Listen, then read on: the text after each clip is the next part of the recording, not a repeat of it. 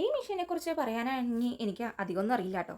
എന്തെങ്കിലും കുറ്റം കുറവൊക്കെ ഉണ്ടെങ്കിൽ എന്ന് ക്ഷമിച്ചേക്കണേ. കാരണം എന്തുകൊണ്ടാണെന്ന് വെച്ചാൽ ഞാൻ ഈ ഒരു മെഷീൻ വാങ്ങിച്ചിട്ട് തന്നെ എനിക്കിപ്പോൾ ഒരു 6 മാസമായിട്ടുള്ളൂ കേട്ടോ. എൻ്റെ ഒരു പ്രിയൊരു ഫോളോവേഴ്സ് ഇപ്പോൾ ഇങ്ങനെ പറഞ്ഞത് കൊണ്ട് മാത്രമാണ് നമ്മളിങ്ങനെ ഒരു വീഡിയോ ചെയ്യാമെന്ന് വെച്ചത് തന്നെ. അപ്പോൾ ഇതായിരുന്നു നമ്മുടെ ജാക്ക് A to C. അത് ഓട്ടോമാറ്റിക്കാണ്. നമുക്ക് കട്ടിങ് ഒക്കെ ഓട്ടോമാറ്റിക്കാണ് കേട്ടോ. നമുക്കൊന്നും ചെയ്യേണ്ടി വരുന്നില്ല. അപ്പോൾ ഇത് ഇവിടെയാണ് നമ്മുടെ ഓണാക്കേണ്ടത് മെഷീൻ. അത് ഓണാക്കി കഴിഞ്ഞാൽ ജസ്റ്റ് ഇവിടെ ഒരു ഇങ്ങനെ ഒരു ഇത് സ്ക്രീനിൽ ഇങ്ങനെ ഒന്ന് കാണിക്കും. ജസ്റ്റ് ഈ ഒരു ഇത് മാത്രമേ ഉണ്ടാവുള്ളൂ കേട്ടോ. ഇങ്ങനെ ഒരു പോയിന്റ് മാത്രമേ കാണിക്കുള്ളൂ.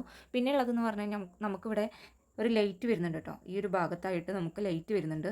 അത് നമുക്ക് എത്ര വേണമെങ്കിലും കൂട്ടിയോ കുറച്ചോ ഇടാം. ലൈറ്റ് വേണ്ട എന്നുള്ള സമയത്ത് ഓഫാക്കി ഇടാം. അത് പിന്നെ മീഡിയം ആക്കാം, ഫുള്ളാക്കാം.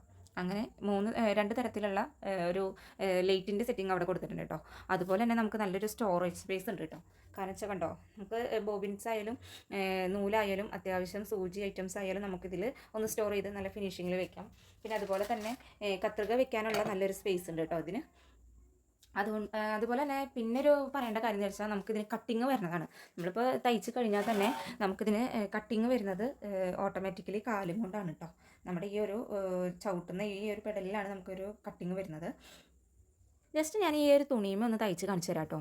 കാരണം നമുക്ക് കാലും കൊണ്ടാണ് ഇതിൻ്റെ ഒരു എന്താ പറയുക, നമ്മുടെ ഫൂട്ട് പൊക്കേണ്ടത് ഈ ഒരു പെഡലും കൊണ്ടാണ് കേട്ടോ. അതുപോലെ തന്നെ നമ്മളത് വെച്ചു. ഇനി അത് തയ്ച്ച് കഴിഞ്ഞ് സ്റ്റിച്ചൊക്കെ പിടിച്ച് എല്ലാം കഴിഞ്ഞ് കഴിയുമ്പോൾ നമുക്കതൊന്ന് കട്ട് ചെയ്യണം. അതൊന്ന് കട്ട് ചെയ്യണമെങ്കിൽ തന്നെ നമുക്ക് കൈ കൊണ്ട് കത്രികയൊന്നും ഉപയോഗിച്ച് കട്ട് ചെയ്യണ്ട കേട്ടോ. ഓൾറെഡി നമ്മുടെ കാലും കൊണ്ട് ഉപ്പറ്റി ഭാഗം ഒന്ന് അമർത്തിയാൽ മതി കണ്ടോ. ഈ ഒരു ഭാഗത്ത് നമുക്ക് കട്ടായി പോയി കേട്ടോ, നൂല് കട്ടായി പോയിട്ടുണ്ട്.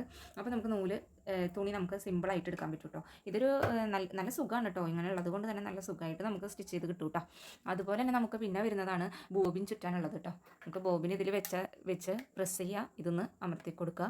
അതുപോലെ തന്നെ നൂല് അവിടെ ഇട്ട് കഴിഞ്ഞാൽ തന്നെ അവിടെ നിന്ന് നമ്മൾ ഈ ഒരു ഇതിൽ ചുറ്റിയിട്ട് വേണം നമ്മൾ ഈ ഒരു ബോബിലേക്ക് ചുറ്റാൻ കേട്ടോ. അതുപോലെ തന്നെ ഇത് കണ്ടോ, നമ്മുടെ നൂല് ചുറ്റി കഴിഞ്ഞാൽ തന്നെ ഇപ്പോൾ ഒന്ന് കട്ട് ചെയ്യണമെങ്കിൽ തന്നെ ഇവിടെ തന്നെ ബ്ലേഡ് വരുന്നുണ്ട് കേട്ടോ. നമുക്ക് ഇവിടെ തന്നെ ഒരു ബ്ലേഡ് വരുന്നുണ്ട്. ഇതാണ് ആ ബ്ലേഡ് വരുന്നത്. അപ്പോൾ കണ്ടോ, കട്ടായി. സിമ്പിളാണ്.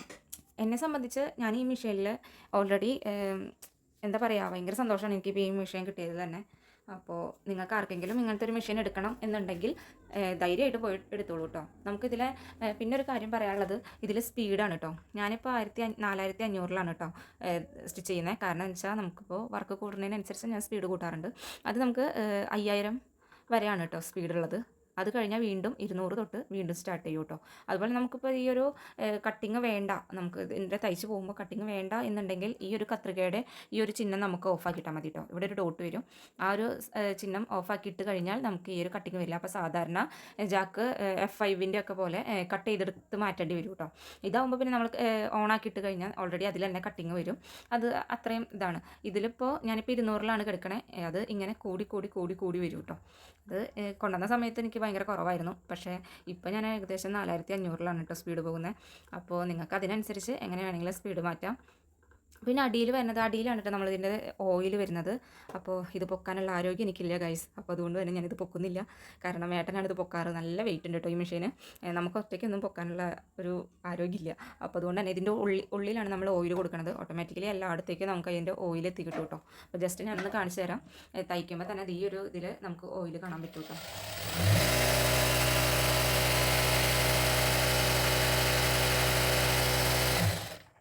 കണ്ടോ ഗൈസ്. അപ്പോൾ ഇത് ഇങ്ങനെയാണ് ഓയിൽ വരിക.